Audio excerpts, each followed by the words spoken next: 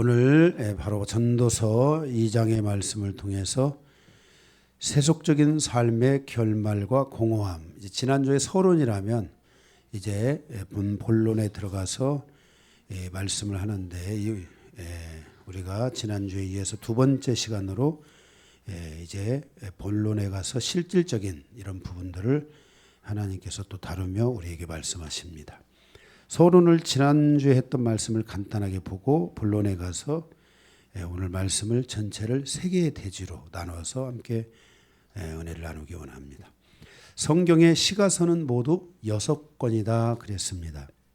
욥기, 시편, 아가, 잠언, 애가, 애가는 에레미야, 애가를 애가라고 합니다. 그리고 전도서 이렇게 전부 6권의 책이 있습니다. 욥기는 말씀을 통해서 승리하는 욥의 생애를 우리에게 전해주고 있고, 시편은 하나님의 성전을 중심으로 하나님의 말씀을 가진 자들이 어떻게 승리하는지를 보여주고 있습니다. 아가서는 신부 공동체인 교회와 신랑 되신 예수 그리스도에 대한 계시, 그 신부 안에 신랑 안에 감춰져 있는 계시가 무엇인가, 그 계시를 계시는 덮여 있는 건데 그 덮인 것을 이렇게 계시한다. 이게 보니까 이렇게 열어준다. 이런 커튼을 열다 이런 뜻이 있습니다. 그것을 우리에게 열어주는 말씀입니다. 잠언은 예수 그리스도의 두 가지 측면, 즉 믿음과 지혜가 있는데 예수님에게는 동전의 양면이죠.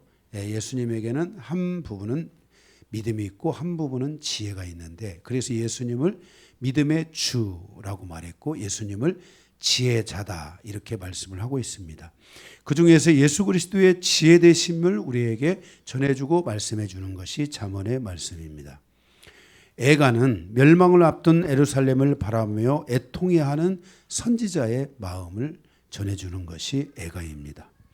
오늘 우리가 지난주부터 보고 있는 이 전도서는 하나님의 말씀을 떠난 그 사람의 세속적인 삶의 결말과 공허함을 전해주며 그 공허함 속에서 살고 있는 사람들을 소집해서 그들에게 교훈을 주는 말씀이 바로 이 전도서의 말씀이라고 할 수 있겠습니다.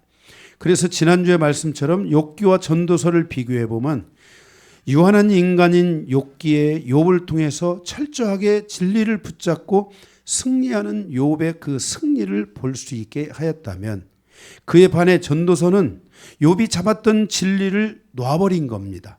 그 진리를 놓고 진리에서 벗어나서 살아가는 솔로몬이 그 과정에서 겪었던 그 참혹함과 비통함의 모습을 보여주고 있는 것입니다.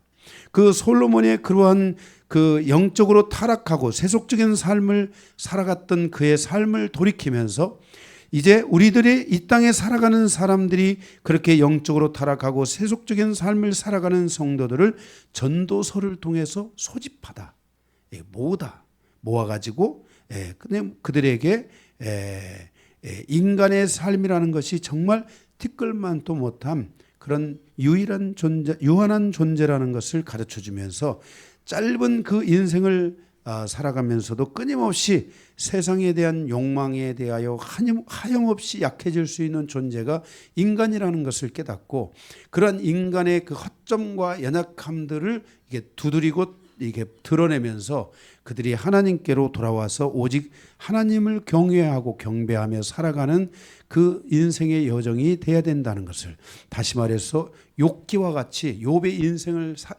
같은 인생을 살아갈 수 있는 성도의 여정이 돼야 된다는 것을 우리에게 말씀해 주고 있는 것이 바로 이 전도서입니다. 우리는 부유하든 부유하지 않든, 몸이 성하든 성하지 않든, 기쁜 인생을 살든 슬픈 인생을 살든 모든 인간에게 동일한 것이 하나 있으니 그것은 바로 죽음이라는 것입니다. 이 세상에서 가장 부유한 사람들 중에 하나라고 기록된 솔로몬도 그 모든 것을 소유하고 경험한 후에 다 덧없는 것을 깨닫게 되는데, 그것은 죽음 앞에서 모든 사람은 평등해지며 죽음 앞에서 인간에게 남는 것은 아무것도 없고 오직 하나님을 믿는 믿음만이 우리 인생에 남게 된다는 것을 전도자가 우리에게 말씀해 주면서 이러한 귀한 사실을 우리에게 증거하기 위해서 바로 많은 그 세상에 취해 있는 사람들을 소집해서 이 전도서를 통해서 그 사람들을 깨우고 있는 말씀이 바로 이 전도서의 전체적인 시작과 끝이라고 할 수 있겠습니다. 그래서 오늘 또 이제 이 말씀을 통해 우리를 깨우는데 오늘 세 가지의 대주로 나눠서 함께 보도록 하겠습니다. 지난 시간에 의해서 오늘 말씀이 이렇게 이어지고 있는데 여기 보면 해 아래서 살아가는 17절에 보면은 해 아래서 무익한 것이로다. 모든 것이 다 헛되어 바람을 잡는 것이며 해 아래서 무익한 것이로다 라고 말씀하고 있는 것처럼 해 아래서 살아가는 인생사를 통한 교훈인데 1절에서 11절에 있는 말씀을 통해서 우리에게 두 가지의 교훈을 주고 있습니다. 잘 들어보시기 바랍니다. 중요하다고 생각합니다. 오늘 말씀은 뭐 우리가 다 중요하지만 또 굉장히 우리가 새겨봐야 될 아주 중요한 말씀들이라고 여겨집니다. 여기 1절과 11절에 보면 헛되도다, 헛되어 그랬습니다. 헛되도다. 이 헛되도다라는 말은 헛되다라는 말은 숨을 뜻하는 말이다라고 말씀을 드렸습니다.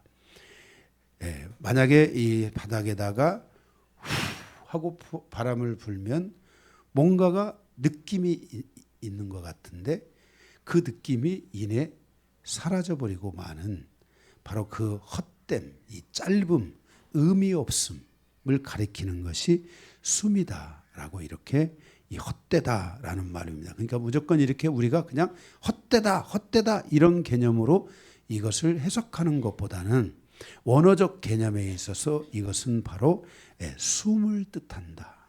숨이 날아가다. 의미가 없어지다. 아무것도 아니다. 짧다. 이런 거. 여러분들이 제가 그때 지난 시간에 말했지만 물속에 들어가서 여러분 2분 만에 죽을 수 있습니다. 물속에 들어가서 못 나오면 2분 안에 여러분들은 여기 축 사망하실 분들이 제가 볼 때는 거의 95% 이상. 네, 정말 2분을 견딜 수 있는 분이 과연 몇 분이나 있을까? 에라 모르겠다. 그냥 죽자. 이렇게 하고 2분 안에 모든 걸 포기하고 말아버릴 수 있는 이게 숨입니다. 숨. 이게 바로 짧다. 의미가 없다. 호흡이 날아간다. 호흡이 약해지다. 우리가 숨을 참다 보면 호흡이 약해지잖아요. 나이가 들면 어떻게 됩니까? 호흡이 짧아지잖아요. 그러니까 뭐 합니까? 숨 차잖아요. 저도 이 찬양을 하다 보면 간혹 숨찰 때가 있습니다. 그래서 이렇게 인간의 이 숨은 하나님이 주신 생명의 호흡입니다. 그래서 이 생명의 호흡을 붙잡고 있는 분도 하나님이고 이 생명의 호흡을 끊을 수 있는 분도 하나님입니다. 그러니까 내가 2분 동안 물속에 있어도 하나님이 나에게 살릴 수도 있고 내 호흡을 그 호흡을 하나님이 뭐예요? 취하실 수도 있다는 것을 우리에게 말씀하고 있는 겁니다. 그래서 해 아래서 모든 것은 헛되다라는 말은 해 아래서 모든 있는 것들이 바로 숨과 같다. 아주 짧다. 아무것도 아니다. 이런 의미로서 우리에게 다가오고 있다는 것입니다. 하나님께서 인간을 지으시고 그 코에 생기를 불어넣어서 생명체가 됐습니다. 하고 이게 바로 원어적 개념에 있어서 이것이 숨이다라고 이렇게 말할 수 있다는 것입니다. 그래서 하나님의 숨과 인간의 숨의 차이가 이겁니다. 네. 그래서 하나님을 떠난 인간의 숨은 언제 그 위기가 올지 알 수 없다는 것입니다.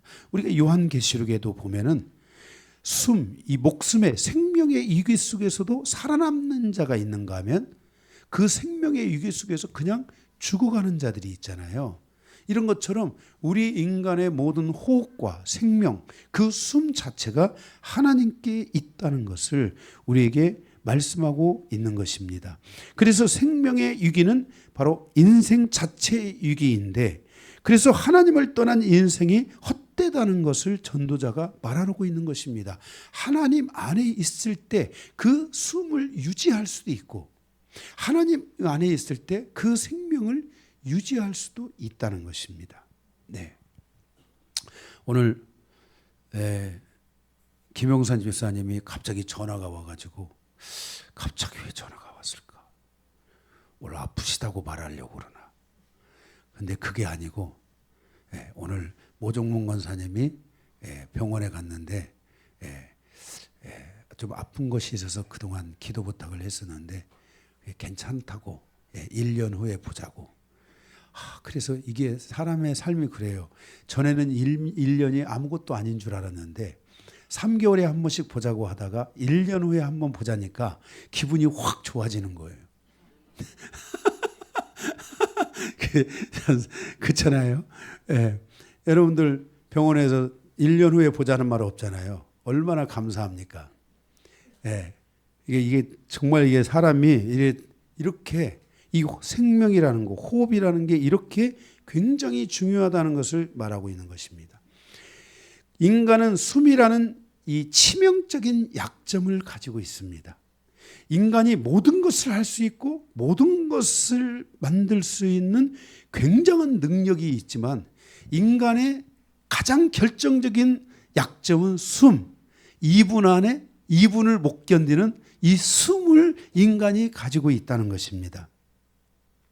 숨이 약해지거나 숨이 끊어지는 위기는 곧 생명의 위기이며 그의 모든 능력이 다 사라지는, 손실되고 소멸되는 위기에 있는 것입니다. 그러므로 성도는 인간에게 숨을 주신 하나님을 절대로 떠나면 안 되고, 하나님께서 나의 숨을 다스리시고 인도하시고 붙들어 주시고, 내 인생의 숨이 다 끊어져도 하나님께서 저 천국에서 나를 영원토록 살게 하신다는 이 약속을 여러분들이 온전히 믿어야 됩니다. 이게 얼마나 귀중한 것인지를, 너무나 귀중한 것이라는 것을 여러분들이 꼭 잊지 마시기 바랍니다. 아멘. 네, 그래서 오늘 우리가 첫 번째 대지가 해 아래서 살아가는 인생사를 통한 교훈인데, 첫 번째 헛되다 하는 것을 다시 반복하여 말씀하고 있습니다. 두 번째로는 가로 2번, 사탄은 세상을 통해서 사람을 낚시질한다는 것입니다. 첫째, 거기에 동그라미 1번이나 또 첫째로 쓰면 되겠죠. 세상의 즐거움과 쾌락을 통해서 우리를 낚시질한다는 것입니다. 하나님의 자녀로 세상을 살아가면서 사단의 낚시에 걸리지 않도록 해야만 한다는 것입니다. 고린도전서 5장 10절에서 11절에 보면 성도는 세상 가운데 있는 음행과 우상 숭배를 하는 자들과 함께 살아간다고 말씀하고 있습니다. 결코 그들을 떠나서 살 수가 없고 그들과 곁들여서 그들과 함께 살아가는 것이 우리가 이 인간의 생명을 가지고 있는 모든 날 동안에 이루어지는 것이라는 겁니다. 그래서 만약 그들을 떠난다는 것은 죽음을 의미하기 때문에 우리가 그들을 떠나서 살 수는 없다고 성경은 말씀합니다. 다만 세상 사람들이 빠져가는 음행과 우상 숭배에 빠지는 것은 절대로 조심해야 한다는 것입니다. 우리의 삶이 그들과 함께 섞여서 살아가고 있지만 그것을 조심해야 한다고, 그것이 사단이 주는 그 음행과 바로 그 우상 숭배라는 그 낙신 바늘인데, 이 바늘에 걸리면 안 된다는 것을 성경은 우리에게 강력하게 말씀하고 있는 것입니다. 사단은 세상의 것을 통해서 하나님의 자녀들의 믿음의 생명을 빼앗고 그들을 결박하려고 하기 때문인 것입니다. 1절에 보면은 이렇게 말씀하고 있습니다. 나는 내 마음에 이르기를, 자, 내가 시험 삼아 시험 삼아 세상에 빠지는 것을 말씀하고 있습니다. 호기심에 한번 발을 들여 놓는다든지, 사탄이 우리에게 다가오는 소리는 항상 한 번만, 한 번은 괜찮아, 한 번만. 사단은 이렇게 우리에게 다가온다는 것을 기억해야만 한다는 것입니다. 사탄은 항상 직접 일하지 않고 세상을 통해서 일하는데 한 번만, 한 번은 괜찮아. 따라서 우리가 조심해야 할 것은 사탄이 아니라 바로 세상이라는 것입니다. 성경은 말씀하길 세상이나 세상에 있는 것들을 조심하라. 육신의 정욕과 안목의 정욕과 이생의 자랑이니 이러한 것들은 하나님 아버지의 사랑을 내게서 빼앗아 간다라고 말씀하고 있는 것입니다. 바로 1절에 보면 시험 삼아 그러면서 먼저 1절에 너는 낙을 누리라. 세상이 주는 낙 그랬습니다. 2절에도 보면 내가 웃음에 관하여 이르기를 그것은 미친 것이라 하였고 희락에 대하여 이르기를 이것이 무슨 소용이냐 그랬습니다. 거기 웃음과 희락, 기쁨에 대해서 이것이 무슨 소용이 있는가 하면서도 이 세상의 것들이 나를 위해서 무엇을 만들어주고 무엇을 창출하고 무엇을 나에게 이루어 주는가라고 말하면서도 그 세상의 즐거움, 세상이 주는 낙과 세상의 그 희락 속에 우리 인간이 빠져들어가는데 그 희락 그 안에 바로 그 희락이 낚시바늘이고 바로 그 낙이 낚시바늘이 되어 우리가 거기에 걸리면 안 된다는 것입니다. 한번 하하하하 웃고 나서 낚시바늘에 딱 걸리는 순간 우리는 거기에 낚임을 받을 수 있다는 것을 말씀하고 있는 것입니다. 3절에 보게 되면은 내가 내 마음에 깊이 생각하기를 내가 어떻게 하여야 내 마음을 지혜롭게 다스리며 술로 내 육신을 즐겁게 할까? 또 내가 어떻게 하여야 천하의 인생들이 그들의 인생을 살아가는 동안 어떤 것이 선한 것인지 알아볼 때까지 내 어리석음을 꼭 붙들까 하여 그랬습니다. 사람이 스스로 세상에 대하여 작전을 짭니다. 깊은 생각과 깊은 지혜를 가지고 내가 육신을 잘 즐겁게 살리지만 누가 나를 못 알아볼 거야. 이렇게 자기를 지혜를 짜고 깊은 생각을 가지고 삽니다. 자신의 어리석음을 숨기고 선한 것은 보이게 할까 하여 천하의 인간은 이 모든 생각 속에 빠져가고 이 모든 생각을 하고 있다는 것입니다. 모든 사람의 지혜로 그것을 성취하려고 하고 사람의 모든 지혜와 사람의 모든 그 깊은 생각과 그것들을 통해서 자신을 그렇게 덮으려고 하고 그리고 그 자기가 원하는 것을 즐기고 그렇게 가려고 한다는 것입니다. 그러나 결국 세상을 우리가 조심하지 않으면 사단이 그 쳐놓은 세상이라는 낚시에 걸려서 사단의 도구가 될 수 있다는 것을 우리에게 경고하고 있다는 것입니다. 내가 아무리 많은 지혜를 짜고 내가 아무리 많이 깊이 생각한다 할지라도 그것이 만약 사단이 이 세상에 쳐놓은 낚싯바늘이라면 우리는 그런 것들을 덜썩 문다든지 우리가 우리 인간의 생각으로 거기에 벗어날 것이라는 착각과 이런 것들에 대하여 우리가 생각해서는 안 된다는 것입니다. 그러므로 성도는 사단을 조심해야 하는 것이 아니라 항상 세상을 조심해야 됩니다. 세상에 널브러져 있는 것들, 그것이 나에게 유혹하며 다가오는 것들이 있다면 우리는 그것들을 조심하지 않으면 절대로 안 된다는 것입니다. 세상 아래서 살아가는 모든 인생은 결국 자신의 생명줄인 숨줄을 잡고 있는 것이 사단이 아니라 하나님이라는 것을 깨달아야 됩니다. 아, 나의 숨줄이 하나님께 있구나. 그래서 우리는 늘 하나님을 바라보게 되고 우리가 세상의 즐거움과 쾌락을 통해서 우리가 이런 것들에 걸려서 넘어지는 일이 없도록 우리가 깨어 있어야만 한다는 것을 반드시 기억하시기 바랍니다. 만약에 우리가 이러한 것들이 있다면, 있었는데도 불구하고 내가 오늘 이 하나님의 은혜의 복음 앞에 왔다면, 내가 이런 것들이 있으면서도 불구하고 주님의 십자가를 붙들고 주님이 우리에게 열어주신 이 구원의 여정에 오셨다면 그것은 여러분은 행운아인 것입니다. 여러분은 정말 은혜받은 자인 것입니다. 여러분들에게 하나님의 은총이 임한 것입니다. 그러므로 깊이 회개하고 지난날의 삶에서 나를 건져주신 그 하나님의 은혜가 얼마나 큰지를 깨닫고 이 은혜에서 떨어지지 않도록 우리가 깨어 있어야 된다는 것을 기억해야 할 것입니다. 그래서 사단은 세상을 통해서 낚시질하는데 첫째가 바로 세상의 즐거움과 쾌락을 통해서 우리에게 다가온다는 것을 알아야 됩니다. 둘째는 사업을 통해서 우리에게 다가온다는 것입니다. 사업을 통해서 사단은 우리를 낚시질한다는 겁니다. 우리의 일터를 통해서 사단은 우리에게 낚시질한다는 것입니다.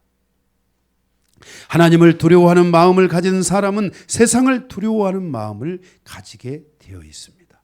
여러분 마음속에 혹시 세상의 여자가 꼬리를 살랑살랑 흔들고 오는데 무서워 이런 마음이 든다는 것은 여러분들 마음속에 하나님을 두려워하는 마음이 있어서 세상을 두려워하는 것입니다. 웰컴 어서와. 만약에 이런 마음이 여러분들에게 있다면 여러분들은 하나님을 두려워하지 않는 것입니다. 하나님은 세상에 대하여, 사단과 그들의 모든 전략에 대하여 하나님은 우리에게 두려워하는 마음을 주셨습니다. 그들이 예수를 믿든 믿지 않든 그들 모두에게 하나님이 이 두려운 마음을 주셨는데 이 두려운 마음을 소유한 자들은 복 있는 자들이라고 할 수 있을 것입니다.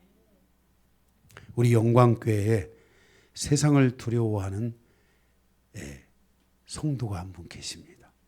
제가 딱 알아봤는데 그게 바로 누굴까요? 네, 그게 바로 우리 공판권 집사입니다.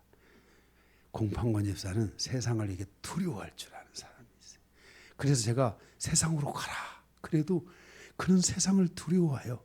저는 주님께로 가겠습니다 하고 돌아오는 사람입니다. 네.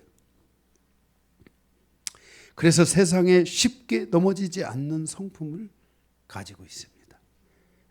우리 공집사가 없어서 제가 얘기하기가 쉬워요. 예. 그래서 우리 공집사가 가지고 있는 장점들 중 하나가 바로 그 세상을 두려워하는 마음입니다. 세상을 두려워하기 때문에, 꼬리를 흔들고 오는 여자들을 두려워하기 때문에 도망가는 사람. 아니, 그것이 두려워서 옆에 가려 하지 않는 사람. 네, 이런 마음을 하나님이 주셨다는 건 너무 놀라운 사람입니다. 그냥 담대함이 있어서 웰컴 어서와 이런 사람들은 하나님을 두려워하는 마음이 없는 사람들입니다. 깨어있어 기도해야 됩니다. 정말 깨어있어 기도해야 됩니다. 그래서 주님께서 우리에게 말씀하고 있는 것입니다.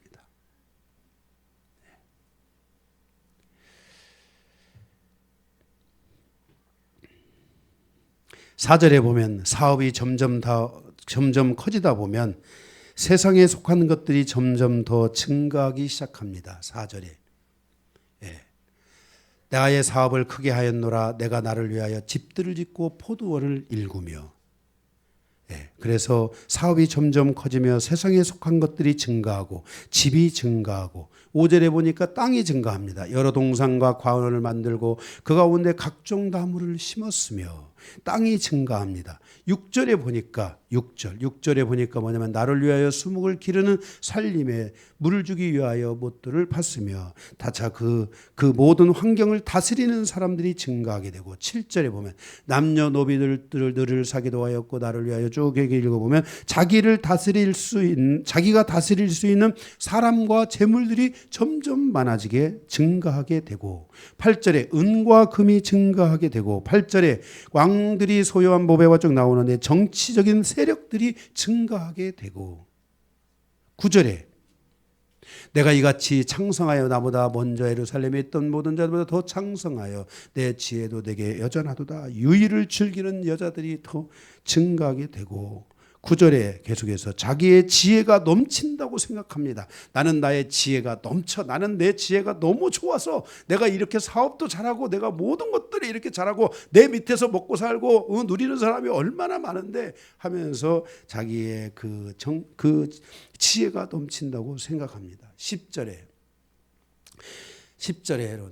보면은 자기 눈 안에 들어온 모든 것을 소유할 수 있게 되어 더 이상 부족함이 없다고 생각하게 됩니다.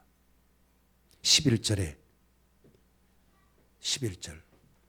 제가 다시 읽겠습니다. 그 후에 내가 생각해 본즉 내 손으로 한 모든 일과 내가 수고한 모든 것이 다 헛되어 바람을 잡으려는 것이며 해 아래서 무익한 것이로다 그랬습니다.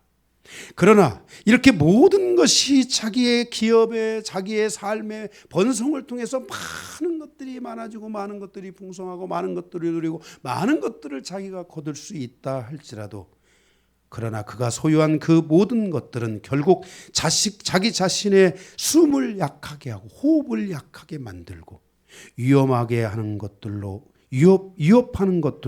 자기에게 다가오게 한다는 것을 깨닫게 되고 이 모든 것이 바람, 즉 바람이라는 것은 여기서 숨, 호흡이라는 것인데 그 바람과 호흡, 그 호흡을 길게 하려고 하는 것이었지만 해 아래에서 무익하다고 말씀했습니다. 이 말은 무슨 말이냐면 해 아래에서 살아가는 날 동안 이 모든 것이 나의 호흡을 늘리거나 내 생명을 더 연장시키거나 나의 생명을 더 무한대로 끌고 갈 수 있게 하는 것이 아니라 오히려 이것이 나에게 호흡을 짧게 하고 나의 인생을 더 망치게 되고 나의 생명을 더 빠르게 재촉시키는 결과들로 가져올 수 있다는 것을 너는 생각하라고 전도자는 말씀하고 있다는 것입니다.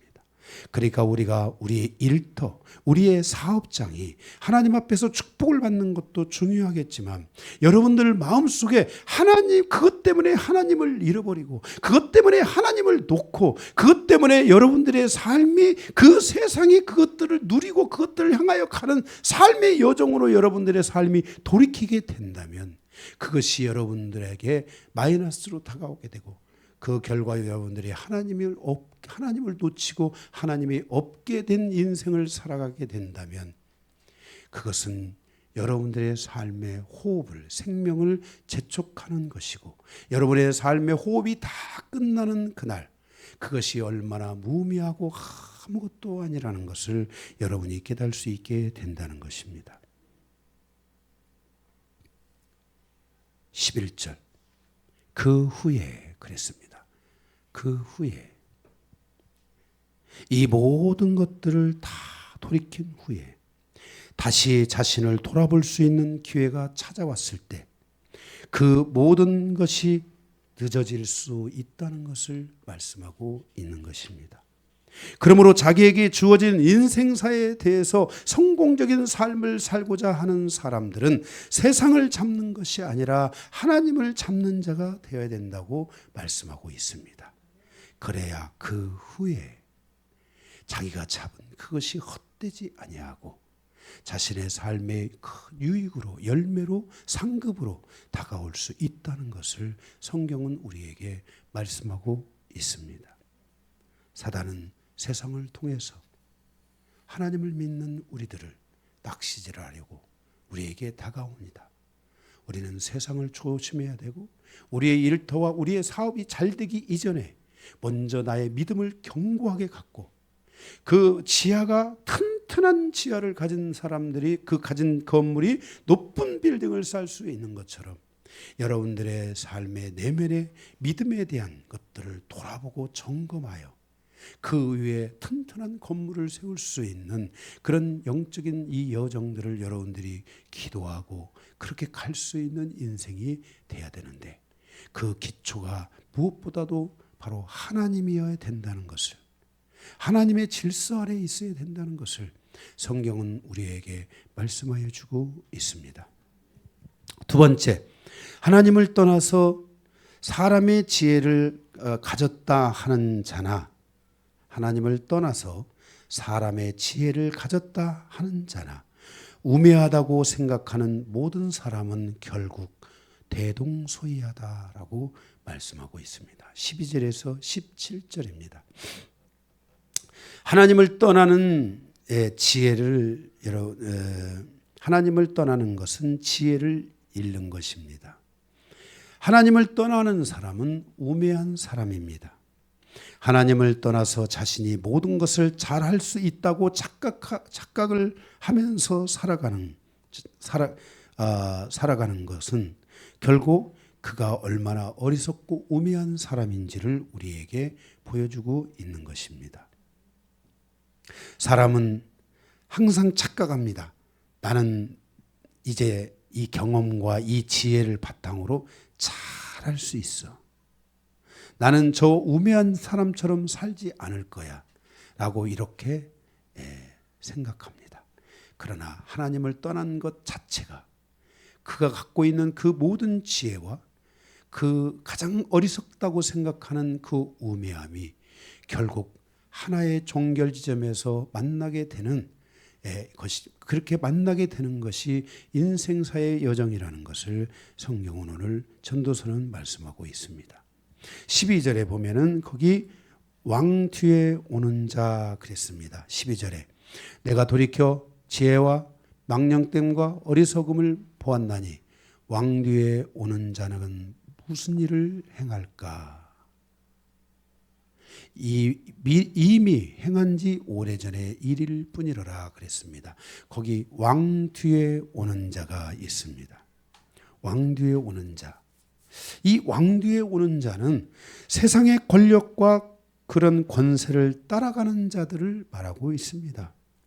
그들의 지혜, 세상의 그런 권력과 권세를 따라가는 자들의 지혜, 그들의 지혜는 13절에 그들의 사람의 생각은 자신이 지혜를 가지고 있다고 믿으며 자기는 빛 가운데 있다, 자기는 선한 삶의 역사 가운데 있다라고 생각하고, 그리고 그들 가운데 있는 망령된 자들, 그 망령된 자들은 14절에 망령된 자들은 자신들이 어둠 속에 있다고 생각합니다. 그러니까 세상 하나님이 없는 가운데서도 지혜를 가진 자들은 빛 가운데 있다고 생각하고, 그리고 망령된 자들은 어리석음 어둠 가운데 있다고 생각하며 살아가게 된다는 것입니다. 그러나 그들의 어리석음은 14절 말씀을 보게 되면 14절 그 지혜자는 그의 눈이 그의 머리 속에 있고 우매자는 어둠 속에 다니지만 그들 모두가 당하는 일이 모두 같으리라는 것을 나도 깨달아 알았도다. 왕의 뒤에서 그러한 정치적인 그 권력과 권세와 그런 세상의 그런 야합과 이런 질서들을 통해서 얻은 지혜나, 결국 그들이 그럴 것을 통해서 자기는 빛 가운데 있다 하는 자나 자기는 어둠 가운데 있다 하는 자나, 그들이 결국은 다 동일선상에서 만나게 된다는 것을 말씀하고 있고, 그것이 결국 대동소이한 결과로 이어진다는 것을 우리에게 말씀하고 있습니다. 15절 16절 보면 내가 내 마음속으로 이르기를 우매자가 당한 것을 나도 당하리니 그랬습니다. 결국은 우매자가 당한 것을 나도 당하는구나. 내가 지혜가 있다고 한들 내게 무슨 유익이 있으려 하였도다. 이에 내가 내 마음속으로 이르기를 이것도 헛되도다 하였도다. 지혜자도 우매한 자와 함께 영원토록 기억함을 얻지 못하나니. 그러니까 이러한 세력적인 힘들에 의해서 살아가는 인간들이 결국은 자기는 빛이 있고 나는 어둠이 있다고 이렇게 자기들의 평가를 하지만 이들은 결국 언젠가는 다 똑같은 선상에서 만나게 되고 이들은 사람에게서 기억되지 않는 인생을 살게 된다는 것을 말하고 있습니다. 결국 그들이 훗날에 깨닫게 되는 것은 지혜 있다는 자나 우매하다고 생각하는 자나 결국 그 모든 것이 헛되다는 것을 깨닫게 된다는 것입니다. 세상의 권력과 권세 아래서 살아가는 자들의 지혜와 망령됨에 대한 차이가 있다고 생각했던 인간의 이 어리석음이 얼마나 어리석은지를 우리에게 깨닫게 해주고 있다는 것입니다. 결국 하나님의 힘과 능력을 떠난 그 자체가 멸망이고 그 자체가 바로 고통인 것입니다. 그러니까 우리가 하나님의 능력과 하나님의 은혜와 하나님의 그 영광을 떠나서 살려고 하는 이런 삶의 방식 자체를 우리 그리스도인들이 성도들은 절대로 가지면 안 된다는 것을 말씀하여 주고 있습니다. 바로 그 하나님을 떠난 그 자체가 멸망이고 그 자체가 17절에 뭐라겠습니까? 17절에 이러함으로 내가 사는 것을 미워하였다 그랬습니다. 이것이 이러한 삶이 자기에게 미움으로 다가오고 17절에 이 모든 삶이 자기에게 괴로움으로 다가왔다 그랬습니다. 이렇게 우리의 삶이 이렇게 결과적으로 내가 왜 그것을 선택해서 이렇게 미워하는 자의 미움이 내가 내 스스로가 미운 그것들을 선택하고 나의 스스로가 나를 괴롭게 하는 것들을 선택했는가라는 그 자기 자신을 자책하게 된다는 것입니다. 17절 그가 잡은 그 모든 것들이 결국 자신의 숨을 뭐라겠어요? 헛되어 모든 것이 헛되어 바람을 잡으려는 것이며 그랬습니다. 해 아래서 무익하다 그랬습니다. 그러니까 자신의 숨을 오히려 더 약화시키고 자기의 생명을 더 단축시키며 그것을 자기의 그 생명과 숨을 위협하는 결과로 자기에게 다가오고 된다는 것을 깨닫게 됐다는 것입니다. 그러니까 솔로몬이 그 모든 영광 앞에서도 장수하여 오래오래 잘 먹고 잘 산 것이 아니라 오히려 이러한 것들이 솔로몬의 생명을 단축하고 그 솔로몬의 삶의 여정을 단축하는 결과를 가져오게 되었다는 것입니다. 이러한 모든 것이 바람, 즉 숨, 그리고 호흡을 더 길게 하려는 것이라고 생각했지만 그것은 해 아래서 다 무익하고 오히려 그것을 숨을 길게 하는 것이 아니라 이 모든 것들이 바로 자신의 삶을 오히려 더 약화시키고 더 그 생명을 위협하는 결과로 가져오게 됐다는 것을 우리에게 말씀하여 주고 있습니다. 그런 모든 것들이 자신에게 해가 되어 돌아온다는 것입니다. 그래서 여러분의 인생에서 왕의 뒤에서 살아가는 삶들을 조심해야 한다는 것입니다. 여러분이 생각하는 왕이 무엇입니까? 여러분이 그렇게 그 숨고 싶고 여러분이 그 뒤에 앞에서 내세우고 뒤에서 숨어서 그것을 밀며 살아오는 그것이 무엇입니까? 모든 성도들은 그 왕, 자기가 생각하는 그 왕 뒤에서 살아가면 안 된다는 것입니다. 내가 앞에 나와 그리스도인으로서 당당하여 그 모든 것들을 내가 끌고 하나님의 영광을 위해서 살아가는 것과 내가 그것들을 앞세워 그것들의 힘을 앞세워 그들의 그 권력을 앞세워 그것들이 가지고 있는 그 뭔가의 에너지를 앞세워서 마치 내가 모든 것을 더 위대한 삶을 살 수 있을 것처럼 생각하는 이런 착각들을 해서는 안 된다는 것을 오늘 전도자는 우리에게 말씀해 주고 있는 것입니다. 왕 뒤에 숨는 자가 되지 마시기 바랍니다. 그 왕을 내 뒤에다 두고 나를 따르라. 내가 너를 훌륭하게 사용하마. 이런 인생이 돼야 되지. 내 앞에 뭔가 왕의 그늘을 두고 살아가는 이것을 우리는 영적으로는 미혹의 영이라고 말합니다. 가면을 쓰다라는 것입니다. 이 세상에 얼마나 많은 가면을 쓴 자들이 있습니까? 누군가의 권력을 앞세우고 그 가면을 쓰고 살아가는 자들. 우리는 그런 삶이 되면 안 된다는 것을 기억해야 합니다. 다시 자신을 돌아볼 수 있는 시간이 찾아올 때 그 모든 것이 늦을 수 있다는 것을 말씀하고 있습니다. 그러므로 자기에게 주어진 인생사에 대해서 성공적인 삶을 살고자 하는 사람은 세상을 잡는 자가 아니라 하나님을 잡는 자가 되어야 된다는 것을 말씀하고 있습니다. 그러니 여러분이 잡은 이 하나님을 선두에 세우십시오. 여러분 앞에 세우십시오. 그리고 그 하나님을 놓지 마십시오. 어떤 경우에도 결코 그 하나님을 놓는 그런 어리석은 자가 되면 결단코 안 될 것입니다. 하나님을 붙들고 여러분의 인생의 마지막까지 사도 바울이 말했던 것처럼 내가 믿음을 지켰으니, 내가 믿음을 지켰다. 많은 믿음의 선배들이 믿음의 삶을 살고 믿음 안에서 죽기를 갈망했던 것처럼 여러분의 여정이 믿음 안의 삶으로 마지막 날 주님께서 여러분을 다시 살리시고 여러분이 부활에 이르는 그 영광된 자리에 여러분들이 있기를 주님의 이름으로 말씀을 부탁을 드립니다. 우리의 삶은 이 땅에서 유한한 삶을 살아가지만 성경은 우리에게 말씀하시기를 너희의 삶은 유한한 것이 아니라 너희의 삶은 영원한 것이라고 주께서 말씀해 주셨습니다.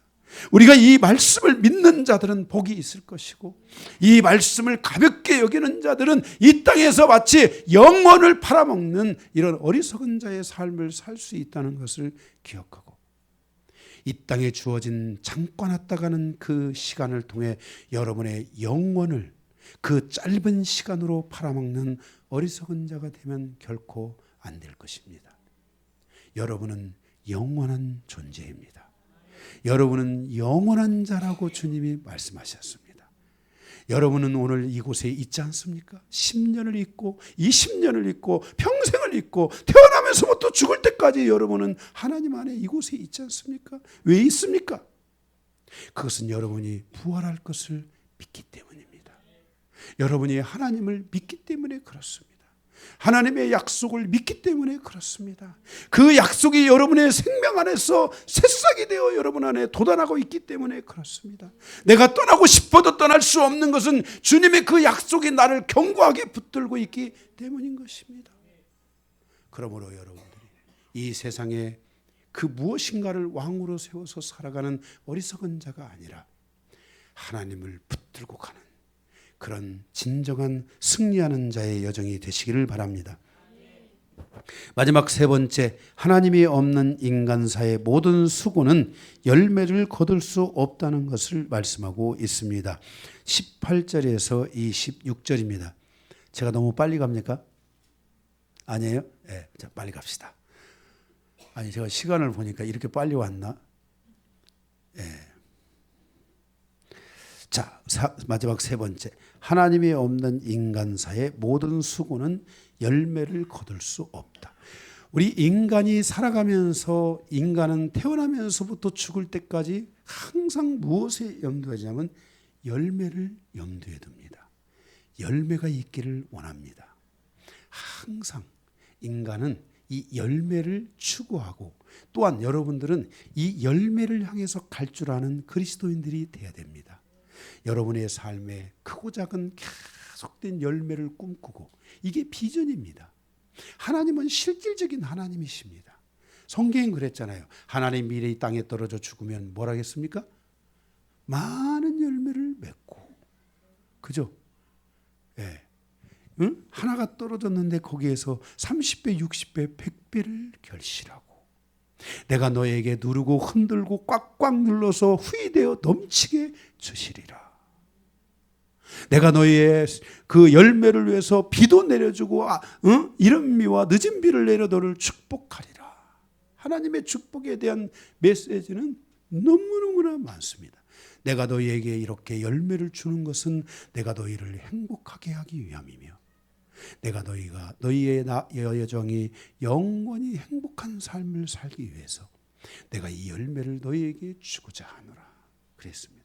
그래서 우리 성도들은 이 열매를 향한 갈망이 있어야 되고 이 열매를 향한 마음이 항상 여러분 안에 있으셔야 됩니다.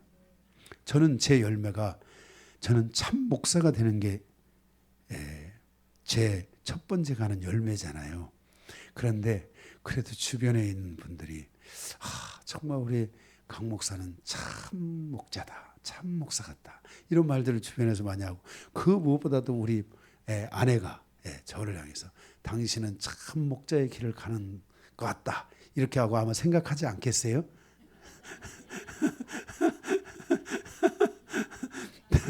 우리 우리 두 자식이 그래도 그죠? 두 아들이 우리 아버지는 그래도 참 목자의 길을 간다 하는 그래도 그런 마음이 있으니까 저 목회자로서 살아가는 거 아닙니까? 그런 마음이 없으면 어떻게 가겠어요? 그래서 우리 삶에 이렇게 열매를 향한 이런 삶을 향해서 갈 수 있어야 되는데, 저는 그래도 뭐 여러 가지 큰 열매들은 없어도 제가 정말 꿈꿨던 그 열매 하나는 분명히 지금 잡고 가니까 너무나 감사하고 있습니다.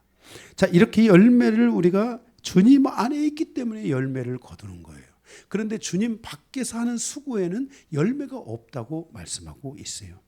자, 주님 밖에서 열매가 없는데 거기에 대해서 세 가지가 말씀했는데, 첫째는 뭐라 했냐면 자신의 실패에 대한 반복되는 가족사의 여정이 헛됨을 고백하고 있어요. 자, 여기 이 전도자가 자기가 열매라고 생각했던 그것을 잡고 왔는데 그게 열매가 아니라 그게 헛된 것이었던 거예요. 자기의 생명을 단축시키고 자기의 호흡을 단축시키고 자기의 인생의 여정을 단축시킨 것이라는 것을 깨달았는데, 자기가 그동안 너무나 수고해서 그 모든 것들을 얻었는데 이 모든 것들을 누가 이어가는 거예요? 그의 자식들이, 그의 자녀의 세대, 다음 세대가 그것을 이어가는 것에 대해서 그 가족사가 헛되다는 거예요. 내가 헛되다고 생각한 것을 내 자식들이 가지고 가는데 그것이 헛되다, 이렇게 말씀하고 있어요. 왜냐하면 이 헛된 것 때문에 그 자식들이 결국은 죽게 될 것을 알았고, 그 헛된 것 때문에 그 자식들이 결국은 뭐예요? 생명의 위협이 다가오고 호흡이 짧아지게 되고 그들의 삶이 이 땅에서 하나님의 열매를 거둘 수 없는 자로 살아갈 수 있다는 것에 대한 고통이 그들에게 찾아왔다는 거예요.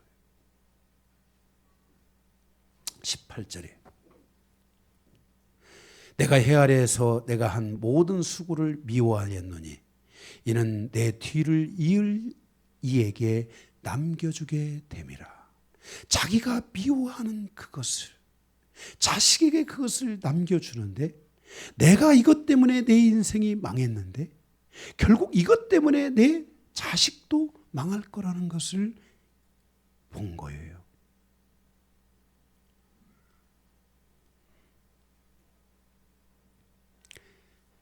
자신이 그러한 미워하는 것에 대해서 결코 그것이 미워한 사람이 그렇잖아요. 사람이 살아가면서 자신의 일과 자신의 업적을 미워한다는 것은 쉬운 것은 아닙니다. 그러나 세상을 중심으로 살았던 전도자는 자신을 돌아보며 하나님 앞에 회개하고 돌아서면서 자신이 세상의 업적에 취해서 살아했던 그 모든 것에 대하여 미워할 수밖에 없었습니다. 여러분, 그것을 미워해서 여러분도 회개하고 하나님 앞에 나온 분들이 계시지 않습니까? 20절에 보게 되면은 이러므로 내가 해 아래서 한 모든 수고에 대하여 내 마음에 실망까지 왔어요. 정말 내가 왜 이런 인생을 살았을까 하고 자기 자신에 대해서 실망까지 하면서 살았어요. 18절, 왜냐하면 자신이 실패한 그것을 자신의 뒤를 이을 자에게 물려주었기 때문이에요.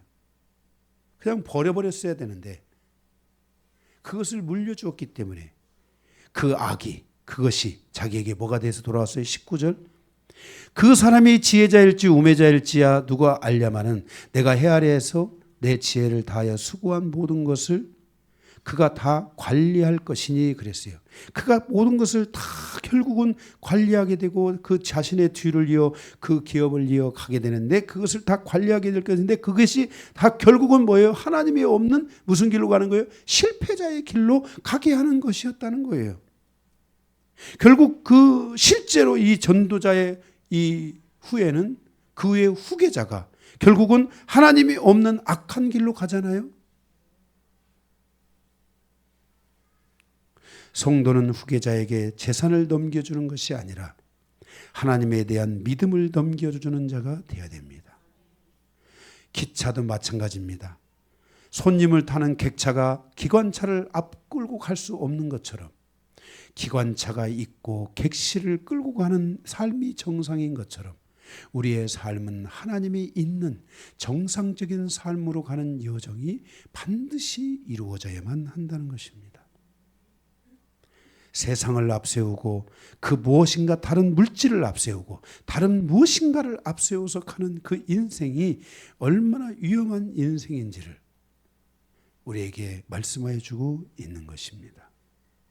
그래서 그 전도자는 그것을 후회하고 그것을 남기고 그것을 물려준 것에 대하여 그는 고통해하고 있는 것을 보게 됩니다. 두 번째, 자신이 수고한 만큼 다음 세대가 수고하지 않는 삶에 대하여 헛됨을 고백합니다. 그 있잖아요. 이병철 씨가 수고한 만큼, 지금 뭐 이재용 씨가 수고하는 거겠습니까? 그 SK 그 누구예요?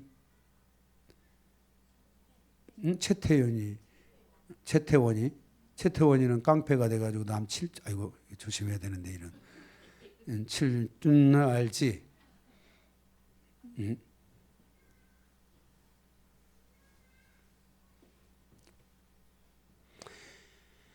그러니까 이러한 이러한 그 수고가 그에게 헛돼서 더 나아가서 무엇으로 다가오냐면 21절에 어떤 사람은 그 지혜와 지식과 재주를 다하여 수고하여도 그것을 얻는 것을 수고하지 아니한 자에게 그의 몫을 넘겨주리니 이것이 헛된 것이며 뭐라 했어요? 큰 악이다. 결국 그것이 그 사람에게 큰 악으로 다가와 가지고 결국 그 사람은 그 악에서 돌이킬 수 없게 할 수도 있다는 것을 우리에게 말씀하고 있습니다. 이것이 바로 악으로 이어질 수 있다는 것입니다. 우리 인생사에 정말 조심해야 될 것 하나가 바로 이렇게 악으로 이어지는 가족사, 악으로 이어지는 인생사의 여정을 살면 안 된다는 것입니다. 22절에 보면 사람이 해 아래서 행하는 모든 수고와 마음에 애쓰는 것이 무슨 소득이 있으리요 그랬습니다. 그게 악으로 이어질 뿐만 아니라 하나님이 없는 삶의 모든 여정이 열매 없는 삶에서 삶으로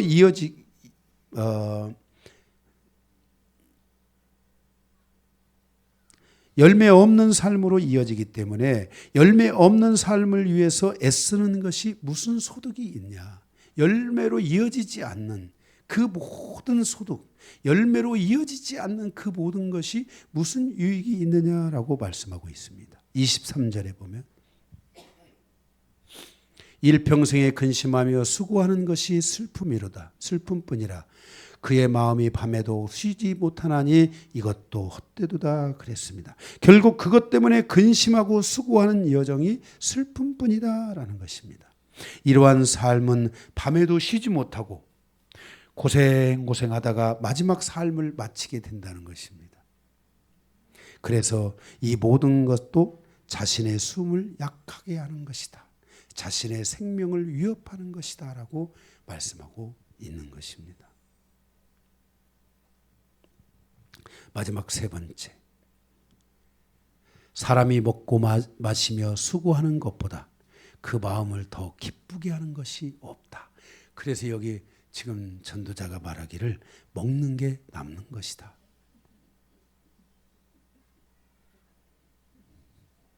먹는 게 남는 거래요. 먹는 것밖에 남는 게 없다는 거예요. 그런데 그것도 뭐라겠어요? 그 먹는 것도 다 누구로부터 온 거예요? 응? 거기 24절에 사람이 먹고 마시며 수고하는 것보다 그의 마음을 더 기쁘게 하는 것은 없다.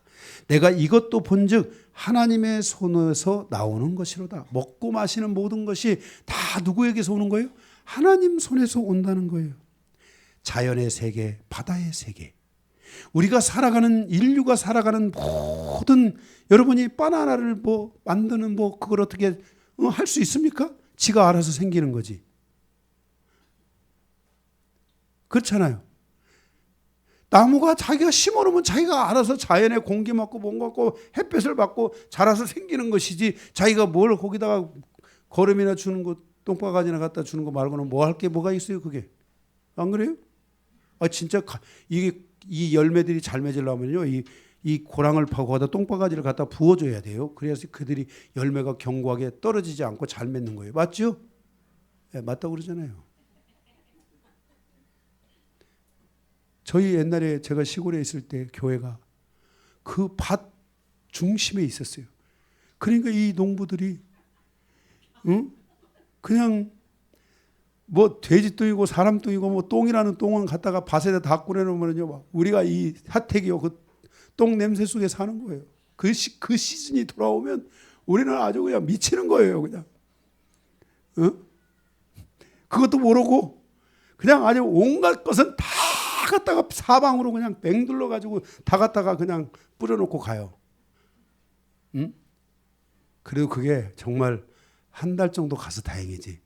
만약에 그게 한 6개월을 간다.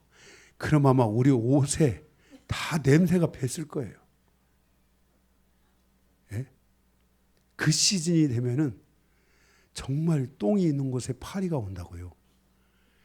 정말 이때만한 똥파리들이 막 날라와가지고 막 이게 돌아다니는데요. 그게 막 집에다가 이제 그 똥파리가 하도 많으니까 이게 찐득이를 붙여놓잖아요.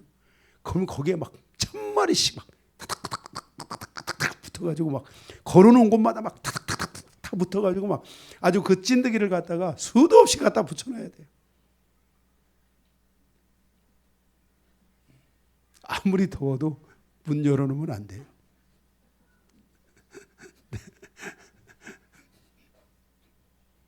그래도 딱 그 한 달만 견디면요, 이게 이제 거기에 그 씨를 심어 놓잖아요. 그리고 이제 비가 오잖아요. 비가 온 날 딱 아침에 가면은요, 그 초록초록한 새싹들이 밭에 막 탁 쩔어가지고 막 그게 다 싹이 이만하게 떡잎 올라온 거 있잖아요. 요만 시각에 다 올라와가지고 그냥 막 이게 장관이에요, 그게. 그런 거 안 보셨죠? 네. 생명이 싹 트는 거. 그것도 한때입니다. 이제 이 콩들이 다 자라가지고요, 농사질 때면은요, 성도들이 와서 그 콩을 가서 털고 그래요. 그러면 이제 또 전도하다가 말고 한 번씩 털어줘야 돼요.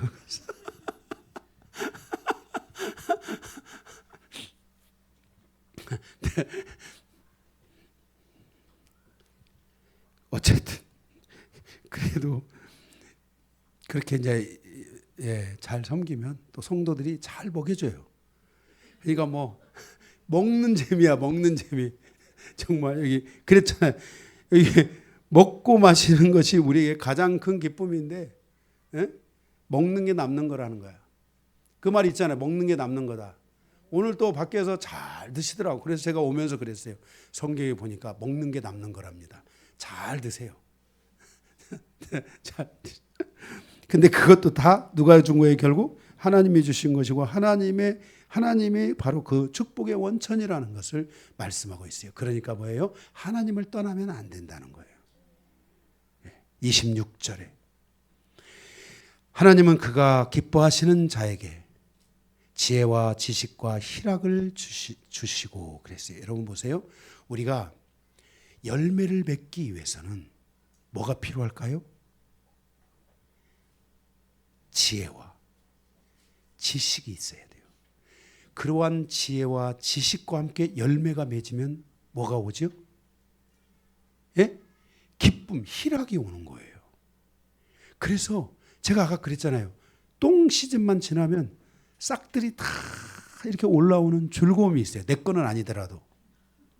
예? 내 거는 아니에요. 그런데 그 싹들이 막 다 올라오는데 그 며칠 지나잖아요. 그리고 또 비가 한번 또 오잖아요. 막 그러면 얘네들이 막 키가 쭉 커 있어요. 이렇게요.